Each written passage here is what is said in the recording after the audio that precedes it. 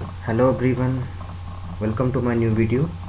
तो आज की इस वीडियो में हम देखेंगे three phase motor forward and reverse control circuit को किस तरीके से यह काम करता है, और देन हम इसके बाद इसको कन्वर्ट करेंगे अपने लेटर लैंग्वेज में, और पीएलसी के अंदर हम इसको किस तरीके से डिज़ाइन करेंगे वो भी हम आज के इस वीडियो में देखने वाले हैं। तो स्टार्ट करते हैं आज की वीडियो। यहाँ पर एक पावर सर्किट दिया हुआ है किसी थ्री फेज़ मोटर को रिवर्स और फॉरवर्ड स्टार्ट करने के लिए। ठीक है, तो यहाँ पर एक सिंपल आपको थ्री फेज सप्लाई प्रोवाइड की गई है ABC, या इसको हम कह सकते हैं RYB, और इसको एक बीच में एक कॉन्टेक्टर से कनेक्ट किया गया है जिसको नाम दिया गया है M1। ठीक है, M1 कॉन्टेक्टर, या इसको हम कह सकते हैं फॉरवर्ड कॉन्टेक्टर, यानी कि जो कि मोटर को आपके फॉरवर्ड डायरेक्शन में रोटेट करेगा। ठीक है, यहाँ पर दिया गया है नेक्स्ट आपका एक ओवरलोड रिले यहाँ पे लगाई गई है 3 पोल वाली। ठीक है, इसका काम होता है मोटर को एक्सेसिव करंट से प्रोटेक्ट करना। ठीक, तो ओवरलोड जो रिले होती है वो यूज़ होती है मोटर को एक्सेसिव करंट से कंट्रोल करने के लिए, एक्सेसिव करंट से प्रोटेक्ट करने के लिए।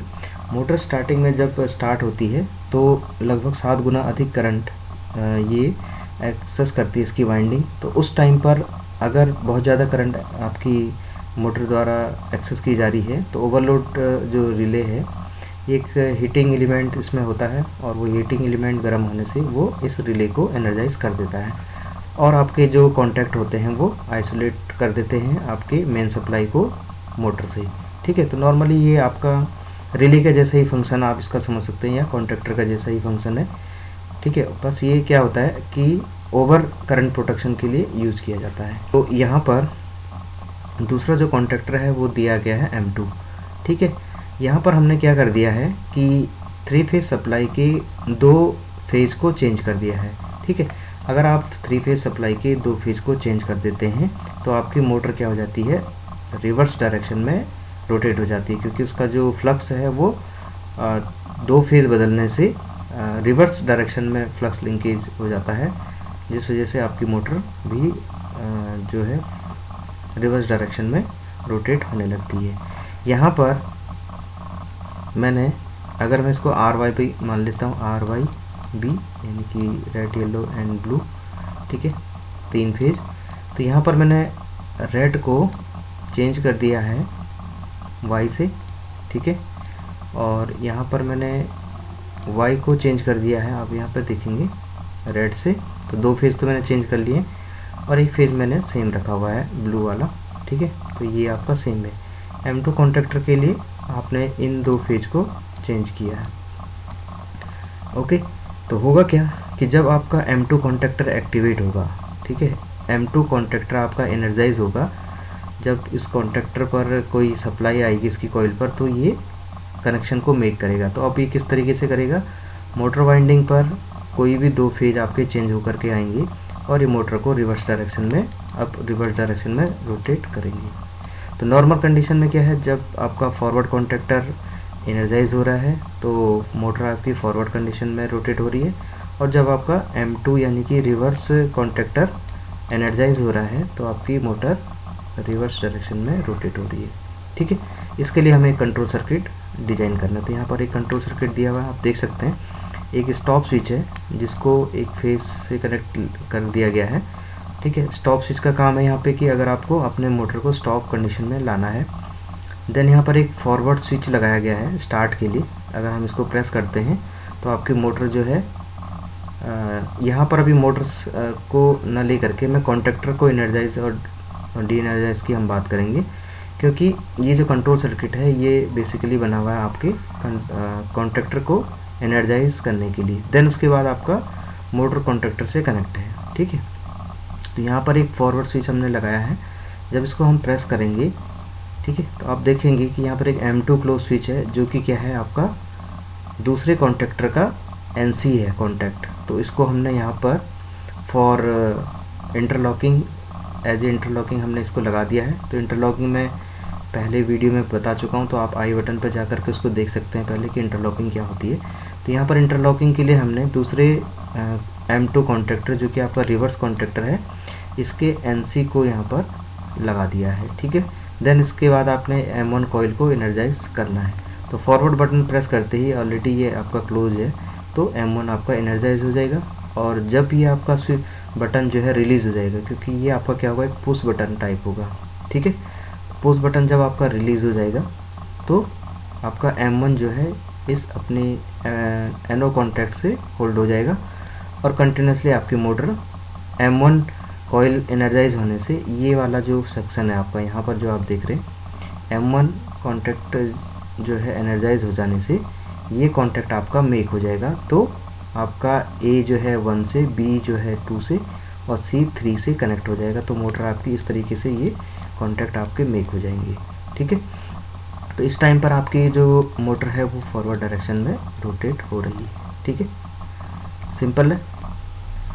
अब बात करते हैं दूसरे पार्ट की, जिसमें कि हमने एक पुश बटन यूज़ किया है कॉन्टैक्टर की M2 कॉइल को एनर्जाइज करने के लिए। तो जब हम इसको प्रेस करेंगे तो आपकी जो कॉन्टैक्टर की M2 कॉइल है वो एनर्जाइज हो जाएगी और आपकी जो मोटर है वो फॉरवर्ड रिवर्स डायरेक्शन में मूव करेगी। यहाँ पर M1 को यूज़ किया गया है जो कि आपका फॉरवर्ड कॉन्टैक्टर का NC कॉन्टैक्ट है फॉर इंटरलॉकिंग, ठीक है। और M2 एनो कॉन्टैक्ट से आप रिवर्स डायरेक्शन में मोटर को होल्ड कर लेते हैं। जैसे आप इसको प्रेस करेंगे तो ये आपका हाई हो जाएगा और इसके हाई होने से NO बिकम NC और आपका सर्किट कंटिन्यूसली इसको एक करंट फ्लो होती रहेगी और आपकी कॉइल लगातार एनर्जाइज होती रहेगी। इस टाइम इंटरवल पर आप क्या देखेंगे कि आपके इस सर्किट में ये वाला जो कॉन्टैक्टर है M2 के एनर्जाइज होने से ये वाला कॉन्टैक्टर आपका मेक हो जाएगा। अब आपका जो हमने फेज चेंज किया था, कोई 2 फेज चेंज करके हमने इस कॉन्टैक्टर को अप्लाई किया था, और वही फेज चेंज जो 2 फेज चेंज करके हम इस मोटर को फीड कर देंगे तो आपकी मोटर अब रिवर्स डायरेक्शन में रोटेट होने लगेगी, ठीक है। ये दोनों ही ऑपरेशन क्या होते हैं, अलग अलग टाइम इंटरवल पर चलते हैं, ठीक है। अब इसको हम कैसे कंट्रोल कर रहे हैं कि अलग अलग टाइम इंटरवल पर चले। अगर माना कि हम ये देखते हैं कि अभी ये आपका रिवर्स डायरेक्शन में रोटेट हो रहा है और कोई M1 कॉन्टैक्टर को एनर्जाइज करने की कोशिश कर रहा है, लेकिन होगा क्या कि आपने क्या किया है, अभी अगर मोटर आपकी रिवर्स डायरेक्शन में रोटेट हो रही है तो इस टाइम इंटरवल पर M2 जो कॉइल है वो एनर्जाइज है। तो M2 जो इसका जो इस कॉन्टैक्टर का जो M2 है वो हमने कहाँ पे यूज़ किया है, फर्स्ट वाले इस डायग्राम में यूज़ किया है। तो आप यहाँ पर देख सकते हैं कि जब तक आपका M2 हाई रहेगा, ठीक है, तो जब M2 हाई रहेगा तो यहाँ पर क्या हो जाएगा, आपका NC बिकम NO, यानी कि यहाँ पर एक स्विच क्या रहेगा, आपका ओपन रहेगा, ठीक है। जब तक ये हाई है तब तक यहाँ पर क्या है, सर्किट आपका ओपन रहेगा। और अगर आप इस फॉरवर्ड बटन को प्रेस भी करते हैं तब भी आपका M1 एनर्जाइज नहीं होगा। इस कंडीशन में जबकि M2 एनर्जाइज है, M1 कभी भी एनर्जाइज नहीं होगा, ठीक है। यही कंडीशन क्या हो जाती है जब रिवर्स हो जाती है, यानी कि जब आपका मोटर जो है फॉरवर्ड कंडीशन में आता है। अब इसको फॉरवर्ड कंडीशन में लाने के लिए सबसे पहले हमें क्या करना होगा, सर्किट के स्टॉप को एक बार इसको स्टॉप कंडीशन में लाना होगा, ठीक है। तो फर्स्ट स्टॉप कंडीशन में ला करके क्या होगा, जैसे आप इसको स्टॉप कंडीशन पर लाएंगे यानी कि इस वाले स्टॉप बटन को प्रेस करेंगे तो आपका M2 जो है ये क्या हो जाएगा, डी एनर्जाइज हो जाएगा, क्योंकि यहाँ से सप्लाई कट जाएगी इसकी, यहाँ से, ठीक है। जो आपका लैच हुआ था यहाँ से ये सप्लाई आपकी क्या हो जाएगी, कट जाने के कारण M2 आपका डी एनर्जाइज हो जाएगा और M2 के डी एनर्जाइज होने से आपकी मोटर स्टॉप कंडीशन में आ जाएगी।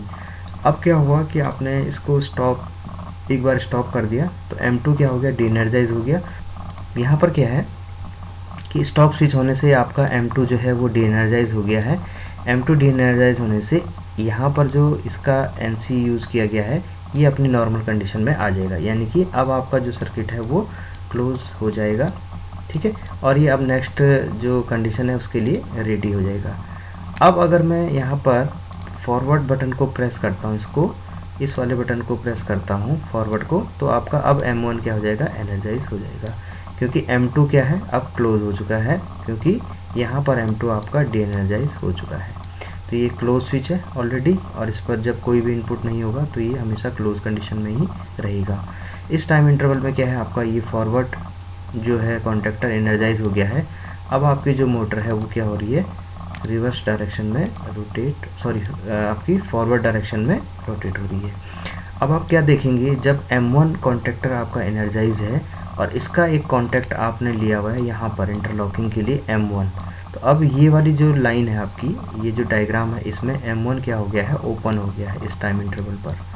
तो ये तब तक ओपन रहेगा जब तक कि आप M1 को डी एनर्जाइज नहीं कर देते। और M1 को आप कैसे डी एनर्जाइज करेंगे, जब आप एक बार स्टॉप बटन को प्रेस करेंगे तब ये आपका M1 डी एनर्जाइज हो जाएगा और M1 का ये NC आपका अपनी ओरिजिनल स्टेट क्लोज कंडीशन में आ जाएगा। लेकिन इस टाइम इंटरवल पर कंडीशन क्या है कि आपका जो मोटर है अभी फॉरवर्ड कॉन्टैक्टर के एनर्जाइज होने से, यानी कि M1 के एनर्जाइज होने से फॉरवर्ड कंडीशन में रोटेट हो रहा है, ठीक है। और M1 के एनर्जाइज होने से आपका रिवर्स वाली जो लाइन है उसमें इसने क्या करा है कि इसको M1 को ओपन करके रखा हुआ है, क्योंकि ये क्या है, इसका NC कॉन्टैक्ट है। जब M1 आपका एनर्जाइज होगा तो ये भी क्या हो जाएगा, हाई होने से ओपन हो जाएगा, ठीक है। तो ओपन होने से इस सर्किट को हमेशा ब्रेक करके रखेगा। तो अगर आप रिवर्स इस टाइम पर रिवर्स बटन भी प्रेस करते हैं तो भी आपका M2 एनर्जाइज नहीं होगा। इस कंडीशन में क्या होगा कि जब फॉरवर्ड आपका ऑन है M2 कभी भी एनर्जाइज नहीं होगा। तो ये है आपका बेसिकली वर्क किस तरीके से करता है, और इसी को ही हमें क्या करना है, लेटर लैंग्वेज में दिखाना है, ठीक है। और तो यहाँ पर इस सर्किट को हम डिज़ाइन करेंगे अपने लेटर लैंग्वेज में। तो मैं ओपन कर देता हूँ अपना सिमेटिक मैनेजर, ठीक है। यहाँ पर एक प्रोग्रामिंग विंडो मैंने ओपन कर ली है। तो ठीक इसी तरीके से जैसे कि हमारा, ठीक है, इस तरीके से हम एक अपना इसका लेटर लैंग्वेज में हम इसको कन्वर्ट कर देते हैं। कंट्रोल सर्किट है, ठीक उसी तरीके से एक लेटर लैंग्वेज में हम इसको कन्वर्ट कर देते हैं। तो पहले हमारा क्या है, एक स्टॉप बटन है, देन हमारा एक फॉरवर्ड कॉन्टैक्टर है, देन एक हमारा M2 कॉइल है, और देन हमारा M2 है, ठीक है। यहाँ से एक ब्रांच ले लेते हैं अगेन। इसको हमें क्या करना है, लैच करना है, तो इसको लैच कर देते हैं, ठीक है। तो सबसे पहले इसको नाम दे देते हैं, एक स्टॉप स्विच हम यूज़ कर लेते हैं। इसको हम एड्रेस दे देते हैं 0. इसको देते हैं 0.0, ठीक है। और इसको देते हैं हम I0. ये हमारा फॉरवर्ड स्विच है, तो इसको देते हैं 0.1 एड्रेस, ठीक है।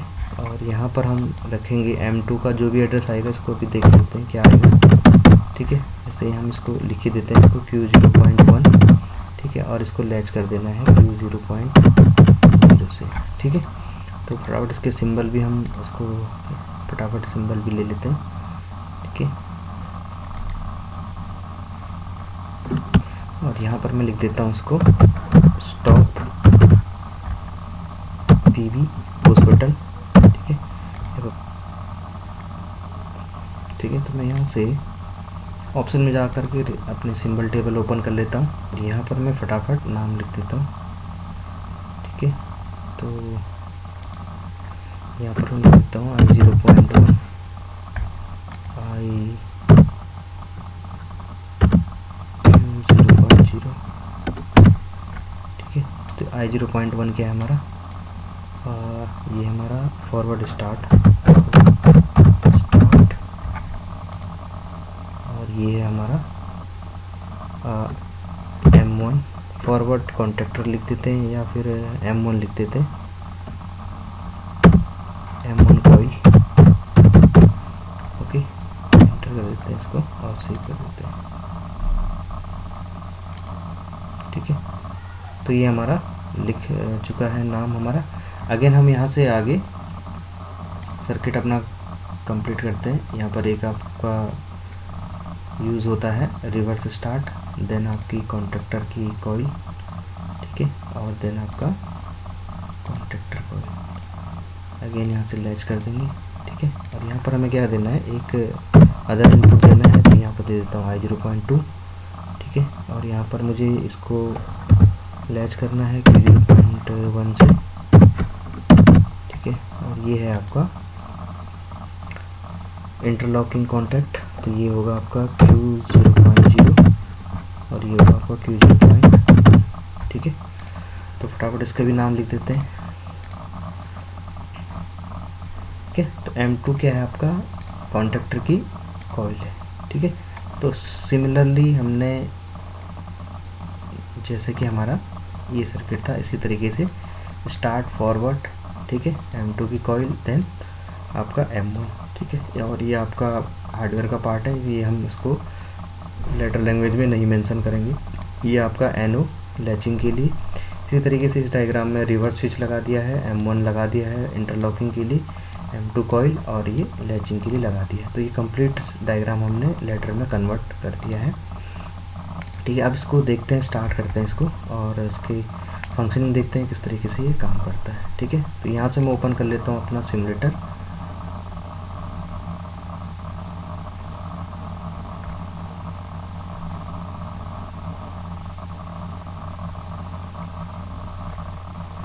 तो यहाँ से इंटरफेस चेंज कर लेता हूँ, MPI रन P मोड पर रख देते हैं इसको और चले जाते हैं अपने डायग्राम पर। इस्टेब्लिश कनेक्शन कर दीजिए। तो यहाँ पर ग्रीन आपका आ गया है। अब प्रोग्राम को डाउनलोड कर देते हैं डाउनलोड बटन से, ठीक है। आप यहाँ पर PLC में जाकर के भी डाउनलोड कर सकते हैं। अभी मैं सिमुलेटर पे वर्क कर रहा हूँ, तो सिंपल आप यहाँ पे भी क्लिक करके डाउनलोड कर सकते हैं। मॉनिटर कर सकते हैं यहाँ पे इस चश्मे पर क्लिक करके, तो आपका प्रोग्राम मॉनिटर हो जाएगा। अभी आपका प्रोग्राम क्या है, एक्टिवेट हो गया है। अब हम इसको चेक करेंगे कि हमारी M1 कॉइल M2 कॉइल किस तरीके से एनर्जाइज होती है, डीएनर्जाइज होती है। तो एक बार कनेक्शन हम देख लेते हैं। Stop button, start M2 coil and, ठीक है, reverse start M1 coil, M2 coil and M2 coil, ठीक है। तो सबसे पहले मुझे क्या करना है, इस आपका स्टॉप बटन होता है एंड नॉर्मली क्लोज स्विच होता है हमेशा, इसको जस्ट प्रेस करके आप इसको मोटर को स्टॉप कर सकते हैं, ठीक है। यहाँ पर अब मैं सबसे पहले फॉरवर्ड स्टार्ट करना चाहता हूँ मोटर को, तो मेरे को I0.1 पर एक सिग्नल अप्लाई करना है, यानी कि इसको हाई करना है, ओके। तो इस स्विच को जैसे ही मैं प्रेस करूँगा और रिलीज़ कर देता हूँ, ठीक है, प्रेस करके इसको छोड़ना भी है। तो यहाँ पर आप देखेंगे रिलीज़ कर दिया, क्योंकि जो आपके बटन होते हैं वो पुश बटन टाइप होते हैं। मैं आपको दिखा देता हूँ। तो ये आपके क्या होते हैं, इस टाइप के आपके बटन होते हैं। जैसे ये फॉरवर्ड पुश बटन है, रिवर्स पुश बटन है, स्टॉप पुश बटन है, ये नॉर्मली क्लोज होता है, ये नॉर्मली ओपन होते हैं, नॉर्मली ओपन होते हैं, और ये आपके कॉन्टैक्टर होते हैं, ठीक है। ये आपकी ओवरलोड रिलेज होती हैं, जो कि आपके कॉन्टैक्टर को, आपके मोटर को प्रोटेक्ट करने के लिए यूज़ होती है। तो ये आपका 3 फेज मोटर है, ये इसके टर्मिनल होते हैं। इन ओवरलोड रिले के कनेक्शन को हम यहाँ से कनेक्ट करते हैं। तो आगे नेक्स्ट वीडियो में हम इसको देखेंगे कि जब हम अपना स्टार और डेल्टा कनेक्शन करेंगे, उसके लिए भी जब प्रोग्राम बनाएंगे तो वहाँ पर इसको डिटेल से देखेंगे। तो अभी यहाँ पर हमने क्या कर दिया है कि ये हमारा फॉरवर्ड स्टार्ट हो गया है, मोटर की आपकी M1 कॉइल आपकी एनर्जाइज हो गई है, ठीक है। इस टाइम इंटरवल पर क्या है, ये कॉइल आपकी एनर्जाइज हो चुकी है। मोटर आपका क्या हो रहा है, अभी फॉरवर्ड डायरेक्शन में रोटेट हो रहा है। इस टाइम पर M2 आपका डी एनर्जाइज है, ठीक है। तो आप यहाँ पर देख सकते हैं M2 आपका डी एनर्जाइज है, ठीक है। M2 डी एनर्जाइज है, देखेंगे तो M2 क्या है, डी एनर्जाइज है। अगर मैं इस टाइम इंटरवल पर इसको एनर्जाइज करने की कोशिश करूँ तो होगा क्या कि ये आपका एनर्जाइज नहीं होगा। तो मुझे क्या करना होगा, रिवर्स स्टार्ट पर कोई इनपुट अप्लाई करना होगा। तो आप देख सकते हैं कि मैं रिवर्स स्टार्ट करना चाह रहा हूँ, लेकिन रिवर्स स्टार्ट मेरी हो नहीं रही है कॉइल। अगर ऐसा होता तो क्या हो जाता है कि दोनों ही आपके कॉन्टैक्टर एक्टिवेट होने से आपकी मोटर वाइंडिंग बर्न हो सकती है, ठीक है, क्योंकि सारे जो फेज़ हैं आपस में शॉर्ट हो जाएंगे। जब दोनों ही कॉइल आपके कॉन्टैक्टर की अगर एक्टिवेट हो जाती है, एनर्जाइज हो जाती है, तो वो दोनों ही कॉन्टैक्टर क्या कर देंगे, सप्लाई आगे प्रोवाइड कर देंगे मोटर के टर्मिनल तक। और वहाँ पर क्या होगा आपके, क्योंकि आपने 2 फेज चेंज करे हैं, तो फेज आपस में शॉर्ट सर्किटेड होने से आपकी वाइंडिंग जल जाएगी, ठीक है। तो यहाँ पर एक तरीके से प्रोटेक्शन भी है इंटरलॉकिंग का, कि जब तक आपका फॉरवर्ड कॉइल जो है कॉन्टैक्टर एनर्जाइज है, तब तक रिवर्स कॉन्टैक्टर एनर्जाइज नहीं होना चाहिए, ठीक है। यानी कि 1 ऑपरेशन एट ए टाइम, एक ऑपरेशन एक टाइम पर होना चाहिए, ठीक है। इंटरलॉकिंग के अंदर हम ये देखते हैं कि एक ऑपरेशन एक टाइम पर होना चाहिए। तो आप देख सकते हैं कि आपका मोटर जो है रिवर्स डायरेक्शन में नहीं रोटेट हो रहा है। अब मुझे क्या करना है, 1 टाइम इसको एक बार स्टॉप कर देना है, तो ये नॉर्मल कंडीशन में आ जाएगा और अब आप अपना रिवर्स स्टार्ट कर सकते हैं। तो इस टाइम पर इंटरवल पर मैं I0.2 पर एक इनपुट दे देता हूँ, तो आप देखेंगे, और रिलीज़ कर देता हूँ। रिलीज़ करना है क्योंकि ये पुश बटन है, आप कंटिन्यूसली इसको प्रेस करके नहीं रखेंगे।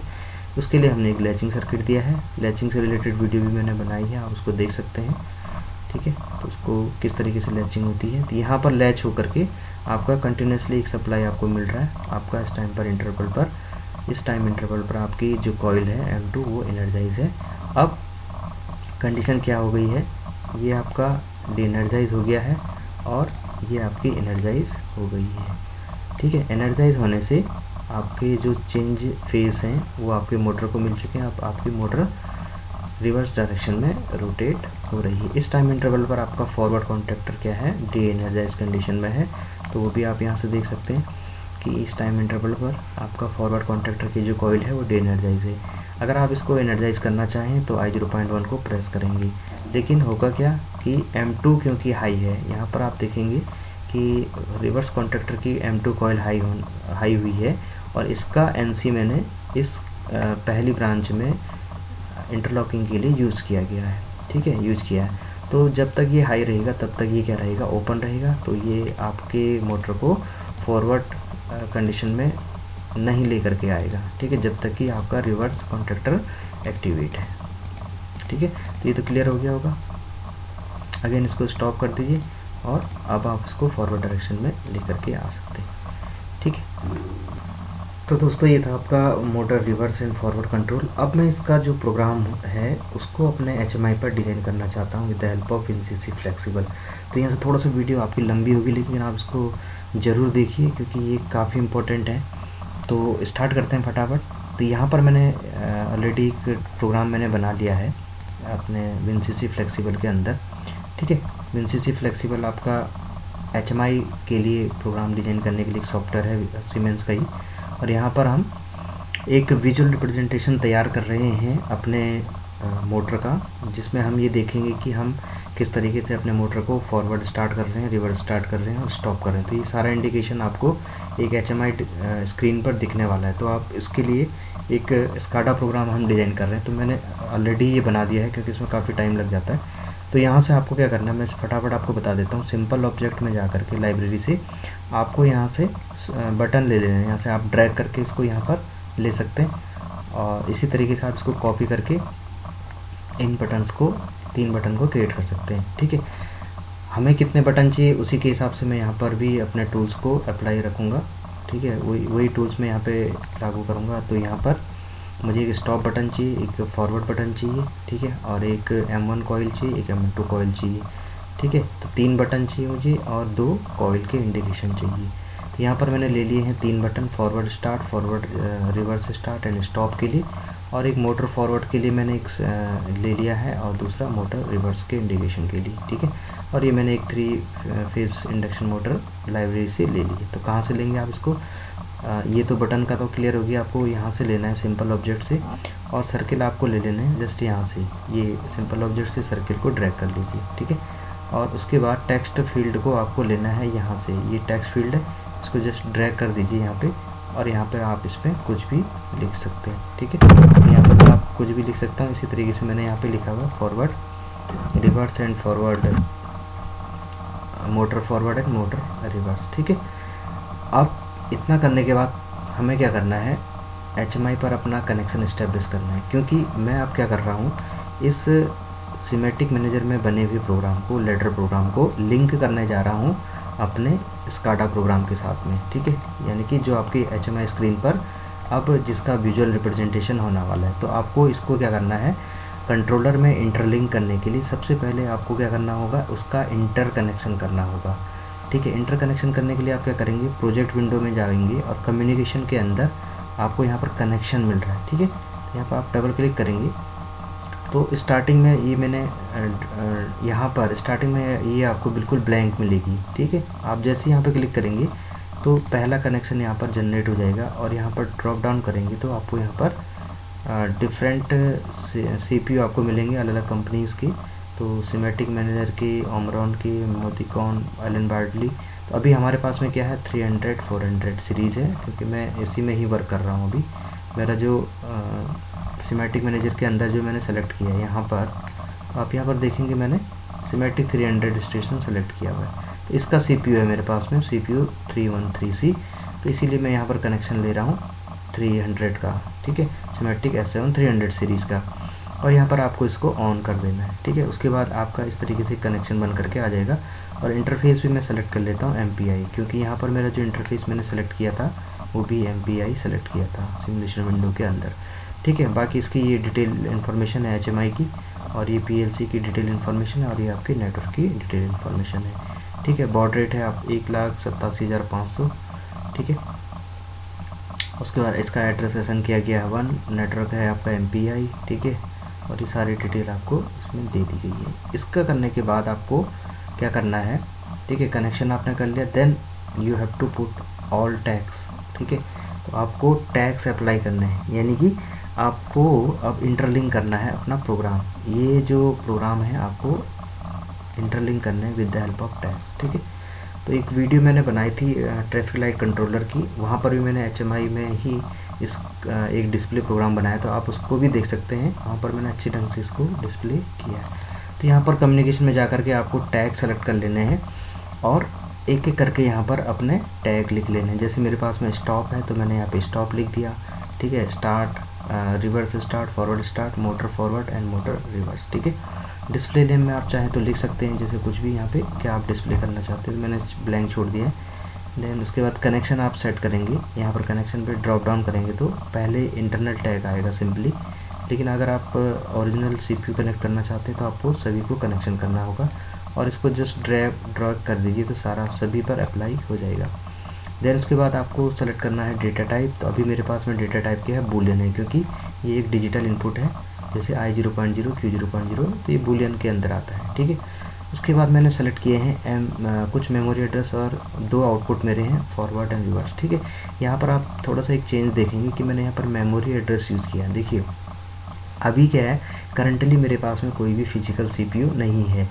ठीक है, तो हम अभी मैं जस्ट चेक करने के लिए, यानी कि सिमुलेशन के लिए, फॉर सिमुलेशन मैं यहाँ पर अपने टैग्स के जो एड्रेस हैं उनको मेमोरी बिट के रूप में लूँगा, फिजिकल एड्रेस नहीं लूँगा। ठीक है, क्योंकि जो आपका HMI है वो ओनली फिजिकली हम उसमें वर्क कर सकते हैं, यानी कि अगर मुझे उसको ऑपरेट कराना है इस सॉफ्टवेयर में, अगर मैं यहाँ पर इसकी जगह पर अगर ड्रॉप डाउन करता हूँ तो यहाँ पर देखो बहुत सारे ऑप्शन आते हैं, DB यानी कि data flow, I for input. ठीक है, PI ये आपके एनालॉग इनपुट हैं, Q, PQM। ठीक है, इसके लिए ज़रूरी क्या है कि आपके पास फिजिकल डिवाइस होना ज़रूरी है, क्योंकि ये जो प्रोग्राम होगा एक डिस्प्ले पर लोड होता है। ठीक है, इसकी HMI एक डिस्प्ले होती है, जैसे आपका मोबाइल है, मोबाइल की जो स्क्रीन है उसको आप समझ लीजिए HMI डिस्प्ले, तो वहाँ पर ये प्रोग्राम लोड होता है और वहाँ पर आपको इसको ऑपरेट करना होता है। तो मेरे पास में अगर कोई फिजिकल HMI नहीं है तो मैं यहाँ पर अभी फिजिकल एड्रेस नहीं ले सकता। मेरे पास में क्या है, एक वर्चुअल HMI है जो इसका ही HMI है, तो यहाँ पर मैं इसको यूज़ करने के लिए क्या कर लेता हूँ, अभी मेमोरी एड्रेस यूज़ कर लेता हूँ। ठीक है, तो यहाँ पर मैं, आप मेरी बात समझ गए होंगे कि ओनली फिजिकल HMI पर अगर आपको काम करना है तो ही आप यहाँ पर फिजिकल एड्रेस ले सकते हैं। इसलिए मैंने यहाँ पर अभी चेंज कर दिया है तीनों एड्रेस। ठीक है, एरे एलिमेंट हमारे सिंगल एरे एलिमेंट है और यहाँ पर एक्विजिशन साइकिल होती है आपकी, स्कैन साइकिल आप इसको समझ सकते हैं कि इनपुट प्रेस करने के कितने टाइम के बाद इसमें डिले आपको देना है। तो आप चाहें तो इसमें कुछ डिले भी अवेलेबल करा सकते हैं, जैसे आपने कहा कि बटन प्रेस करने के 500 सेकंड के बाद ये एक्टिवेट होना चाहिए, तो वो भी हो सकता है। ठीक है, तो टैग मैंने दे दिया है। टैग देने के बाद क्या करना है, अब इसको सबसे इम्पोर्टेंट काम है इनको प्रॉपर्टी देना। ठीक है, बटन कैसे काम करेगा, आपको क्या करना होगा, इसको प्रॉपर्टी असाइन करनी पड़ेगी। तो मैंने क्या क्या प्रॉपर्टी असाइन करी है फटाफट देख लेते हैं। जनरल पे जाऊंगा, यहाँ पर सबसे पहले मैंने लिखा है इसको फॉरवर्ड स्टार्ट, यहाँ पर आप लिख सकते हैं। देन आपको आना है एनिमेशन में। तो एनिमेशन मैंने क्या किया, यहाँ पर मैंने बिट सेलेक्ट किया है और यहाँ पर आप जब क्लिक करेंगे तो आपको ये वाले जो आपने टैग बनाए हैं ये सारे टैग इसके अंदर आ जाएंगे। तो आपको केवल वही टैग सेलेक्ट करना है जो आपने फॉरवर्ड स्टार्ट के लिए बनाया है। तो मैंने वो फॉरवर्ड स्टार्ट के लिए टैग सेलेक्ट कर लिया है, उसका एड्रेस भी आ गया है M0.0, तो ये आ गया है M0.0। यहाँ पर मैंने एक कंडीशन अप्लाई की है। ठीक है, यहाँ पर आप जस्ट क्लिक करेंगे इस तरीके से, तो ये इस तरीके की क्लिक आपको आ जाती है। ठीक है, तो इसको मैं हटा देता हूँ अभी। तो मुझे 2 ही क्लिक करने हैं क्योंकि ये क्या है, हमारा बिट मैंने सेलेक्ट किया है, तो केवल 0 या 1 हो सकता है। तो यहाँ पर कंडीशन देनी है 0 या 1, ऑटोमेटिकली आ जाएगा आपका 0 एंड 1। ठीक है, तो मैंने क्या कहा, जब 0 हो तो बैकग्राउंड कलर क्या होना चाहिए, नॉर्मल होना चाहिए, नो फ्लैशिंग भी नहीं होनी चाहिए। और जब फॉरवर्ड स्टार्ट हाई हो तो बैकग्राउंड कलर क्या होना चाहिए, ग्रीन होना चाहिए, मतलब जब इस बटन को प्रेस करूं तो ग्रीन दिखना चाहिए। उसके लिए मैंने प्रॉपर्टीज़ में डाल दी है।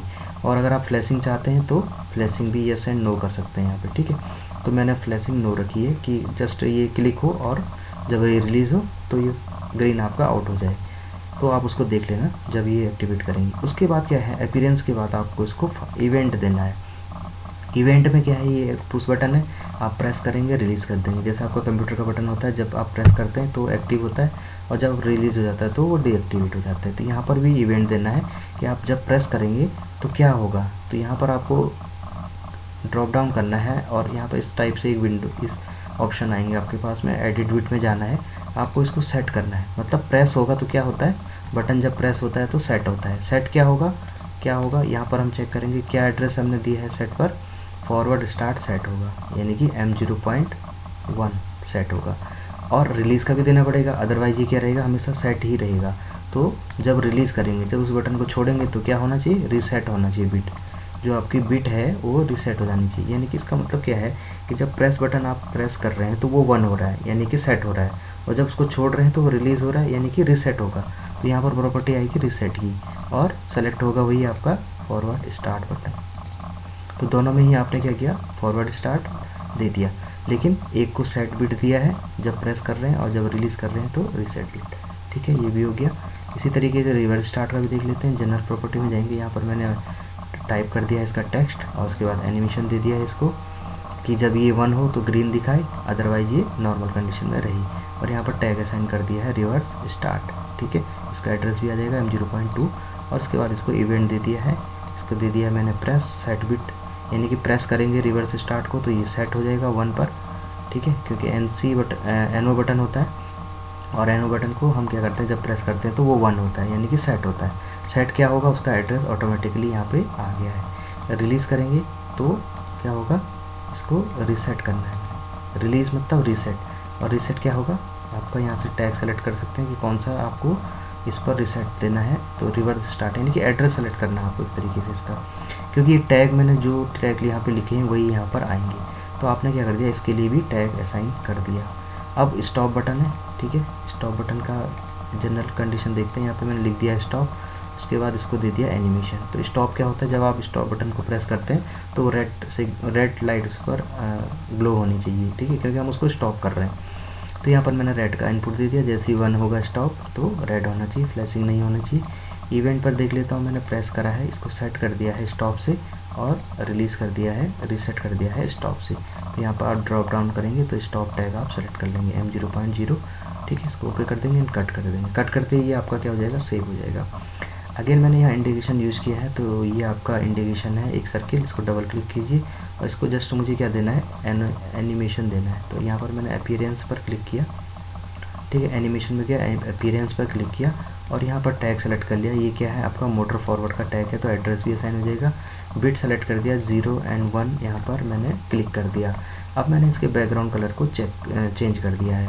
मैंने कहा कि जब ये 0 हो, जब नॉर्मल कंडीशन में हो तो ये ऐसा वाइट दिखना चाहिए, और जब ये हाई कंडीशन में हो 1 में तो ये ग्रीन दिखना चाहिए। तो मैंने इस टाइप का एक कलर दे दिया, और यहाँ पर मैंने फ्लैशिंग भी यस कर दी है, यानी कि जब ये ऑन होगा तो ये फ्लैश करता रहेगा, ये हमें देखना है। अगेन इसको भी देखते हैं, दूसरा वाला, इसको भी डबल क्लिक कर दिया और इसका अपीयरेंस देखा मैंने, रिवर्स मोटर, यहाँ से टैग सेलेक्ट कर लिया, रिवर्स मोटर का टैग Q0.1, इसको बिट पर सेलेक्ट कर लेना है 0 और 1। तो 0 और 1 पर फोरग्राउंड कलर क्या है, ये जो बाहर का कलर है ये फोरग्राउंड है, और बैकग्राउंड यानी कि जो अंदर का पीछे का कलर है बैकग्राउंड। तो ये भी मैंने सेम, इसको भी सेम प्रॉपर्टी दे दी है कि 1 पर ये क्या हो जाए, ग्रीन हो जाए और फ्लैशिंग स्टार्ट हो जाए। मतलब कौन सा वाला, इस वाले की बात हो रही है कि जब रिवर्स स्टार्ट हमारा ऑन हो तो यहाँ पर एक इंडिकेशन आई ग्रीन कलर में, और ये लगातार फ्लैश होता रही। तो ये सारे टैग दोस्तों मैंने दे दिए हैं। अब स्टार्ट करते हैं इसको, किस तरीके से हम इसको ऑपरेट करेंगे। ठीक है, तो सबसे पहले मुझे क्या कर लेना है अपने, अभी इस टाइम पर, क्योंकि मैं अभी सिमुलेशन में वर्क कर रहा हूँ, तो सबसे पहले मुझे HMI प्रोग्राम के हिसाब से ही अपने एड्रेस यहाँ पर लेने हैं। तो मैंने ये चेंज किया था स्टॉप बटन, तो यहाँ पर मैंने इसकी जगह पर लिया है M0.0 और इसकी जगह पर लिया है M0.1। ठीक है, और M0.2। ठीक है, बाकी मेरा नॉर्मल वही रहेगा। ठीक है, ये मैंने चेंज क्यों किया, क्योंकि अभी मैं सिमुलेशन में वर्चुअली चेक कर रहा हूँ अपने प्रोग्राम को। जब मैं एक्चुअल में इस प्रोग्राम को रन करूँगा तो मैं यहाँ पर वही एड्रेस रखूँगा जो पहले से हैं, और HMI पर टैग्स पर भी आपके वही एड्रेस रहेंगे जो पहले से हैं। अगर आप एक्चुअल आपके पास में हार्डवेयर अवेलेबल है, अभी मेरे पास में कोई हार्डवेयर नहीं है, मैं जस्ट क्या करना चाह रहा हूँ, अपने सिमुलेशन में इसको एग्जामिन करना चाह रहा हूँ तो मेरे एड्रेस क्या होने चाहिए, सेम होने चाहिए, तभी मेरा प्रोग्राम भी क्या होगा, इंटरलिंक होगा। इंटरलिंक तो हो जाएगा लेकिन एड्रेस सेम नहीं रहेंगे तो ऑपरेट नहीं होगा। ठीक है, तो सबसे पहले मैं इसको डाउनलोड कर लेता हूँ। ठीक है, और ये हमारा प्रोग्राम डाउनलोड हो गया, मॉनिटर कर लेते हैं और इसको एक बार सिमुलेटर में यहाँ पर चेक कर लेता हूँ। तो अब इसकी जगह पर क्या है, हमें क्या लेना है, मेमोरी बिट लेनी है। तो अब स्टॉप बटन हो गया M0.0 और M0.1 से मैं इसको क्या कर दूंगा, फॉरवर्ड कर दूंगा। तो ये हमारा फॉरवर्ड हो गया। अब इसको आप एक तरीके से इनपुट मान लीजिए। अभी मैं इनपुट मान लेता हूँ, वर्चुअल इनपुट है। और अब मैं M2 को ऑन कर रहा हूँ तो नहीं हो रहा ऑन, इसको स्टॉप करना पड़ेगा M0.0 से। तो स्टॉप कर दिया, अगेन आप प्रेस कीजिए तो ये आपका ऑपरेट हो रहा है। ठीक है, यहाँ पर एक और चेंज मुझे करना है, देखिए यहाँ पर। ठीक है, तो ये चेंज मुझे यहाँ पे करना है। यहाँ पर कुछ गलत इनपुट लग गया तो यहाँ पर मुझे लैचिंग लेनी है। ठीक है, तो एक बार आप अपने एंड से प्रोग्राम को चेक कर लीजिए, देन आप उसको स्काडा के साथ में इंटरलिंक कीजिए। अब स्टार्ट करते हैं फिर से।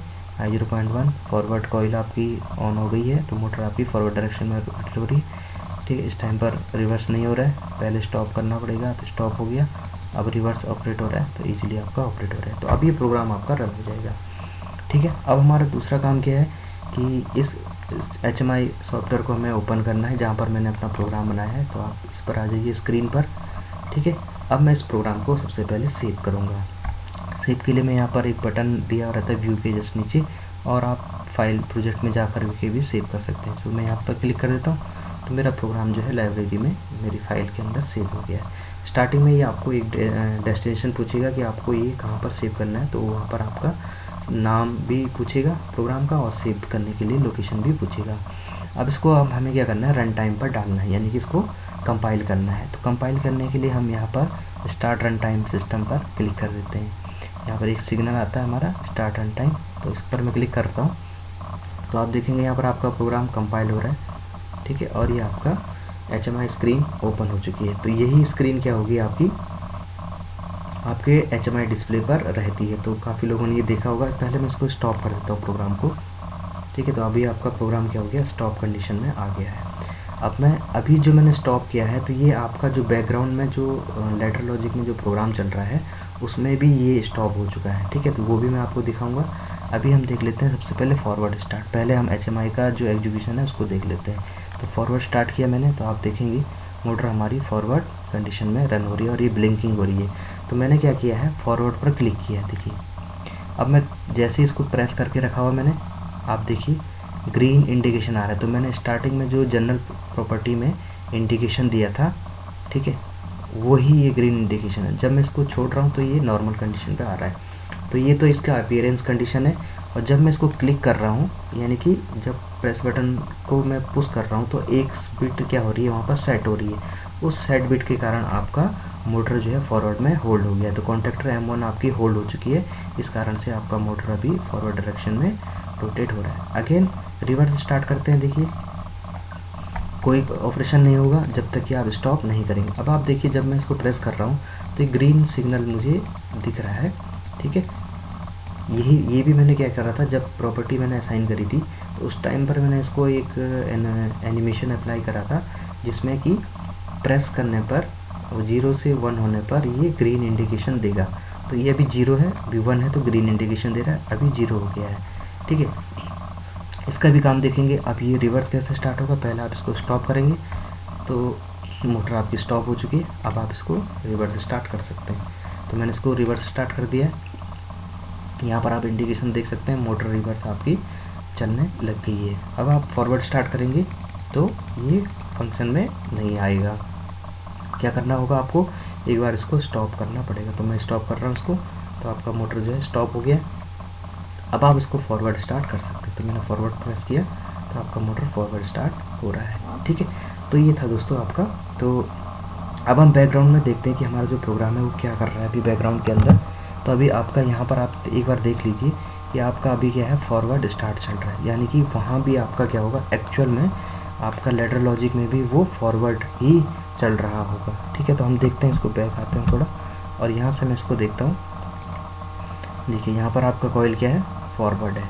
ठीक है, और यहाँ से मैं आप मैनिपुलेट करता हूँ, इसको स्टॉप कर देता हूँ। ठीक है, और इसको रिवर्स पर अप्लाई कर देता हूँ। ठीक है, अब मैं अपना इंडिकेशन देखता हूँ यहाँ पे क्या है। अगेन इसको कंपाइल कीजिए तो आप देखेंगे ये यहाँ पर भी क्या है, सेम जो ऑपरेशन आपका लैडर में हो रहा है वही ऑपरेशन यहाँ पर होगा।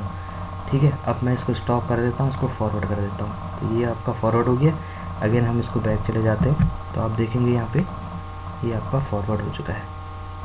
ठीक है, अब आप कहेंगे ये कैसे हुआ, तो ये किस तरीके से हुआ, ये जो हमने कनेक्शन यहाँ पे इस्टेब्लिश किया है, आप देखिए कनेक्शन 1, तो इस कनेक्शन की वजह से तो ये जो आपका HMI है WinCC HMI डिवाइस, ये आपके स्टेशन से अभी क्या है कनेक्ट है, यानी कि वर्चुअल HMI आपके वर्चुअल CPU से कनेक्ट हुआ है। इस वजह से ये आपको ये इसने क्या कर दिया, इन दोनों का इंटरकनेक्शन कर दिया है। तो जब आप बटन प्रेस कर रहे हैं तो एक्चुअल में आप क्या प्रेस कर रहे हैं, M0.0 पर 1 अप्लाई कर रहे हैं। जब आप इस बटन को प्रेस कर रहे हैं तो M0.1 पर 1 अप्लाई कर रहे हैं। जब इस बटन को प्रेस कर रहे हैं तो M02 पर 1 अप्लाई कर रहे हैं, और जब उसको छोड़ रहे हैं तो वो 0 हो जा रहा है। ठीक है, तो 1 कहाँ से अप्लाई कर रहे हैं, आपने इसको प्रॉपर्टी असाइन की है। आपने कहाँ पर प्रॉपर्टी असाइन की है, इवेंट में जा करके आपने कहा है कि ये प्रेस है, सेट है, और सेट का एड्रेस आपने दे दिया है कि क्या सेट होना चाहिए, M0.2 सेट होना चाहिए। सेट होने का मतलब है 1 होना चाहिए। ठीक है, तो ये था आपका motor reverse and forward control. थोड़ा सा वीडियो लंबी हो चुकी है, तो आई होप कि आपको ये वीडियो ज़रूर पसंद आएगी। तो पसंद आएगी तो लाइक करना, सब्सक्राइब करना और शेयर कीजिएगा। आगे मिलते हैं नेक्स्ट वीडियो में। Thank you for watching.